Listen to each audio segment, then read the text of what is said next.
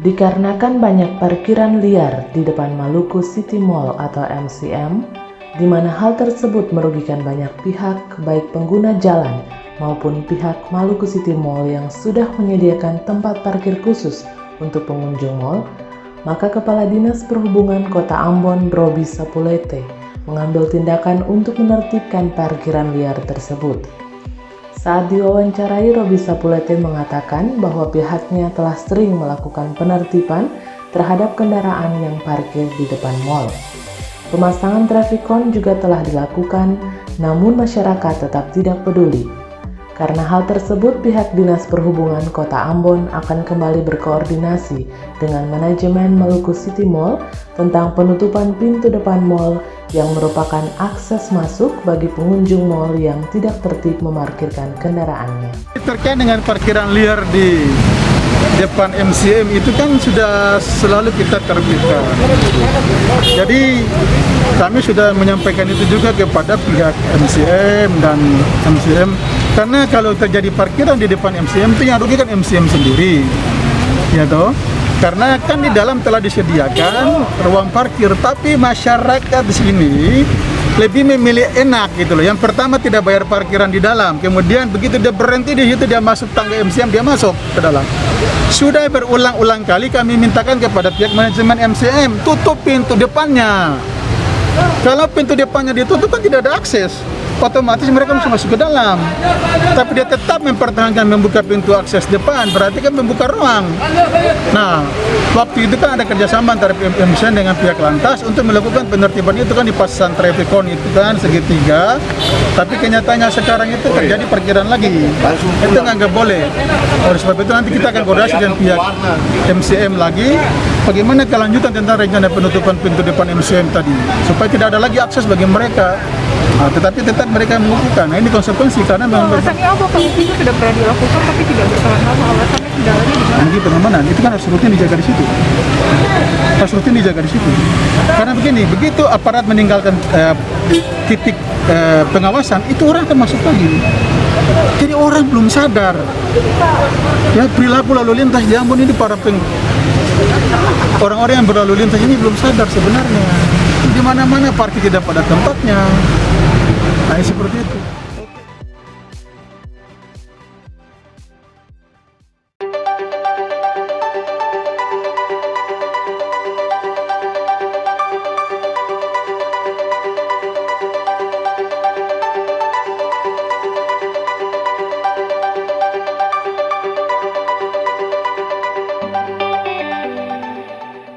Dengan dinobatkannya Ambon sebagai Kota Musik Dunia pada 31 Oktober 2019 yang ditetapkan langsung oleh Direktur Jenderal UNESCO Audrey Azoulay di situs resmi UNESCO. Hal tersebut diharapkan dapat menjadi momentum kebangkitan musik tanah air yang dimulai dari timur Indonesia.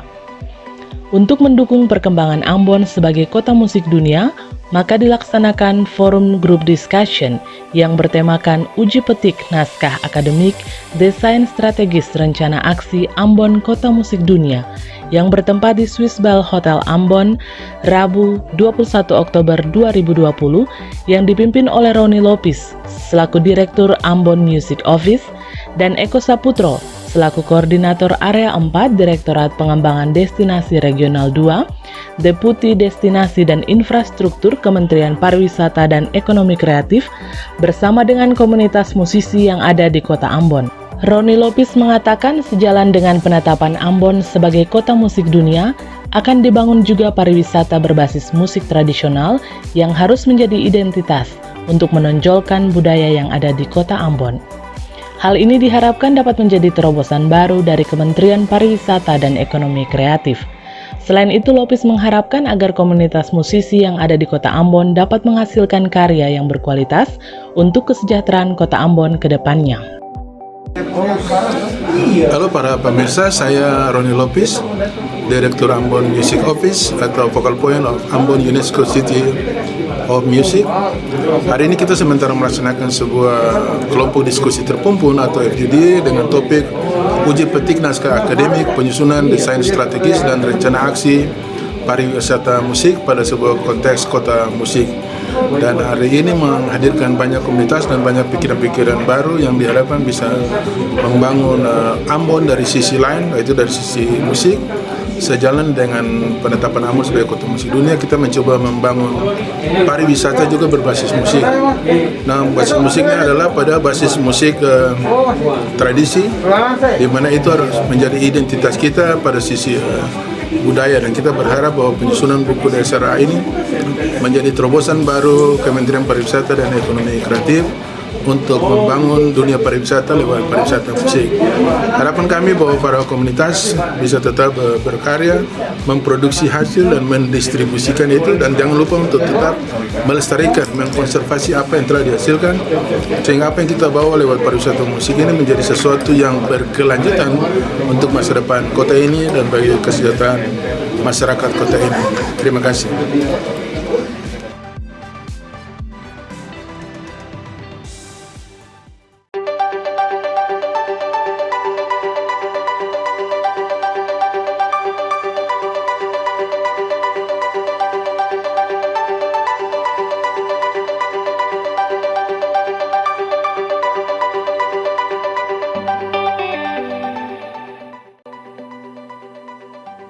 Eko Saputro selaku Koordinator Area 4 Direktorat Pengembangan Destinasi Regional 2, Deputi Destinasi dan Infrastruktur Kementerian Pariwisata dan Ekonomi Kreatif Republik Indonesia, saat ditemui di Swiss Bell Hotel Ambon, Rabu 21 Oktober 2020 mengatakan, terkait sinergitas pemerintah pusat dan pemerintah daerah dalam mendukung kota Ambon sebagai kota musik dunia, di mana kunjungannya ke kota Ambon dalam rangka melaksanakan desain rencana aksi Ambon yang merupakan salah satu dukungan dari Kementerian Pariwisata kepada Maluku, khususnya kota Ambon sebagai kota musik. Iya. Jadi sebelumnya saya ucapkan selamat buat Kota Ambon sebagai kota musik. Tanggal 31 Oktober oleh UNESCO ditunjuk sebagai Ambon kota musik. Jadi hari ini kita datang ke kota Ambon dalam rangka dukungan Kementerian Pariwisata ke kota Ambon. Hari ini kita rapat yang kedua tentang DSRA, Desain Strategi Rencana Aksi untuk Ambon sebagai kota musik. Jadi dengan adanya DSRA ini akan teridentifikasi terkait dengan program rencana aksi terkait dengan Ambon sebagai kota musik. Kita akan mengidentifikasi program kerjanya, terus kemudian DTW-nya mana saja. Jadi ini adalah merupakan salah satu dukungan dari Kementerian Pariwisata terhadap Provinsi Maluku, khususnya kota Ambon, karena Ambon sebagai kota musik.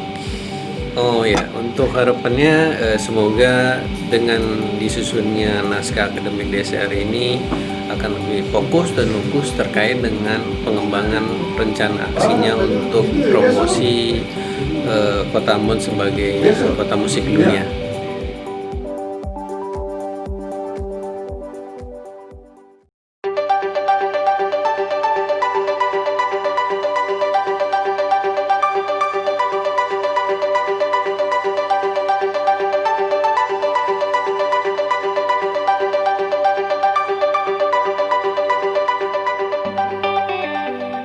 Saat diwawancarai Rabu 21 Oktober 2020, Richard Loenapesi selaku Wali Kota Ambon menyampaikan terkait Kota Ambon yang sudah memasuki zona orange.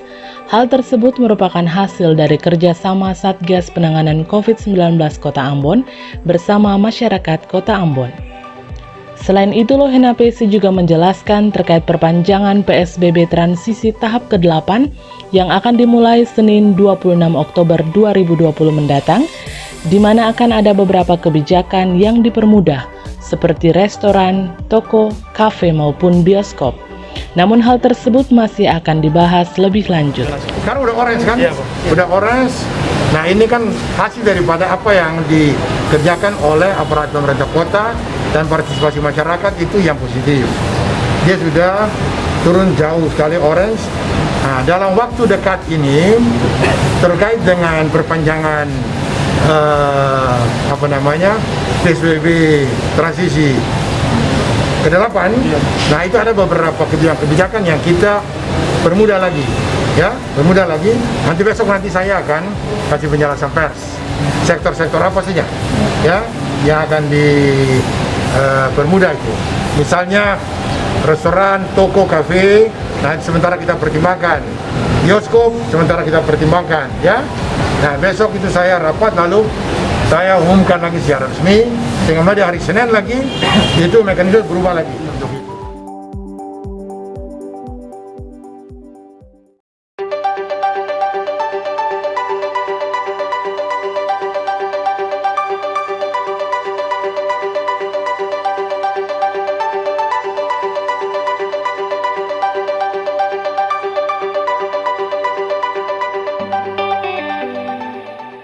Terkait dengan pelaksanaan rapid test yang dilaksanakan oleh pemerintah Kota Ambon pada hari Rabu 21 Oktober 2020 di Balai Kota Ambon, maka Wali Kota Ambon Richard Lenapesi mengatakan hal tersebut diterapkan karena usul dari masyarakat di mana penerapan protokol kesehatan harus dilaksanakan secara baik di Balai Kota Ambon, di mana semua kegiatan yang berurusan dengan wali kota, wakil wali kota, dan sekretaris kota Ambon wajib mengikuti tahapan rapid test.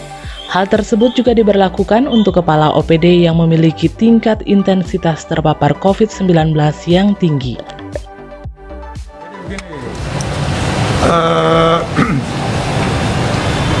Mekanisme penerapan protokol kesehatan ya itu kan belajar dari pengalaman ya.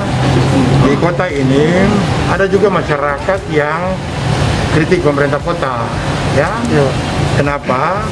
Ini pemerintah kota ini tertib keras di tengah-tengah masyarakat.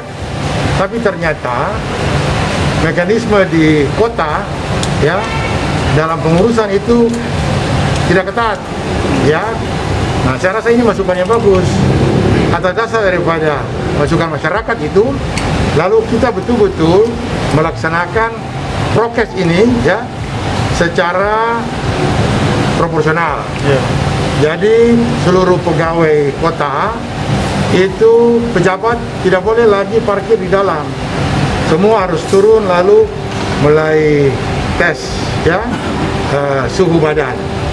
Yang kedua, semua yang mau berurusan dengan baik wali kota, baik wakil wali kota maupun sekot itu wajib untuk ya rapid, ya wajib untuk rapid. Nah itu aja, sehingga betul-betul bukan saja di tengah-tengah masyarakat, tapi dalam penerapan itu juga dilaksanakan jadi contoh di kota. Bahkan ada beberapa kepala UPD yang berurusan dengan masyarakat dan tingkat intensitasnya tinggi juga kepingin untuk memperlakukan itu. Jadi kalau mau masuk berurusan dengan itu, paling tidak mereka harus rapid supaya betul-betul ada jaminan untuk itu. Itu aja.